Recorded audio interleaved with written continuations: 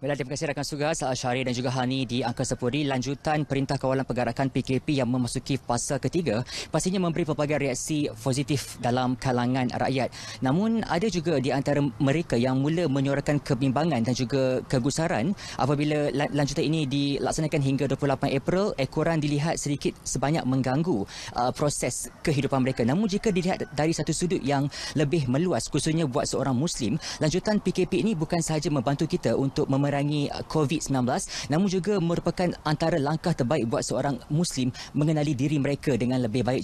Jadi bagi membincangkan perkara ini dengan lebih meluas, bersama dengan saya ketika ini adalah Mufti Pulau Pinang, Datuk Seri Dr. Wan Salim Wan Muhammad Nor. Assalamualaikum Datuk Seri. Mungkin Datuk Seri boleh kongsikan dengan semua penonton apakah hikmah yang boleh diambil oleh orang Muslim apabila PKP ini dilanjutkan. Assalamualaikum warahmatullahi wabarakatuh. Alhamdulillahirabbil alamin. Wassalatu wassalamu ala sayyidina Muhammadin wa ala alihi wa sahbihi. Terlebih dahulu saya bersyukur kehadrat Allah Subhanahu Wa Taala di atas segala nikmat yang dilimpahkan ke atas kita, sama ada yang kita sedar ataupun tidak sedar, sama ada nikmat fizikal ataupun rohani. Alhamdulillah, saya juga ingin mengucapkan terima kasih banyak pada pihak RTM kerana sudi menyebut saya untuk mengisi slot Selamat Pagi Malaysia pada pagi ini. Alhamdulillah, untuk menjawab soalan yang dibangkitkan tadi, hikmah kita berada di dalam suasana PKP ini memang banyak sekali. Kalau kita nak sebut satu persatu memang tidak cukup masa yang diperuntukkan kepada kita dalam slot ini.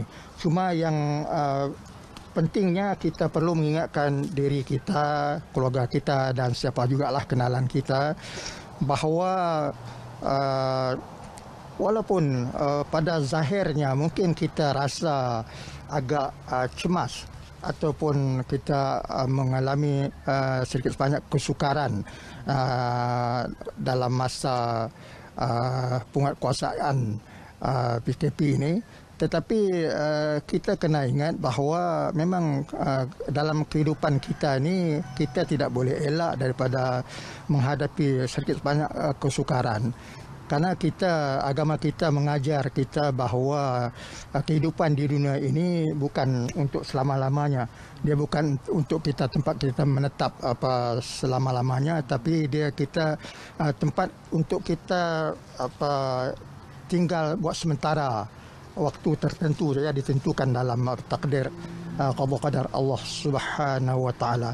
Dan oleh itu kehidupan di dunia ini dikatakan dalam bahasa Arab, dia pakai istilah agama kita disebut darul ibtila, artinya tempat di mana kita diuji oleh Allah Subhanahu Wa Taala.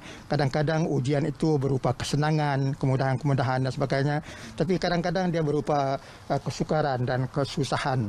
Ini termasuklah apabila berlakunya penularan wabak seperti mana virus atau coronavirus ini, atau disebut juga sebagai COVID-19 ini. Maka seharusnya kita umat Islam kita perlu menghadapi suasana ini dengan penuh ketabahan dan kesabaran.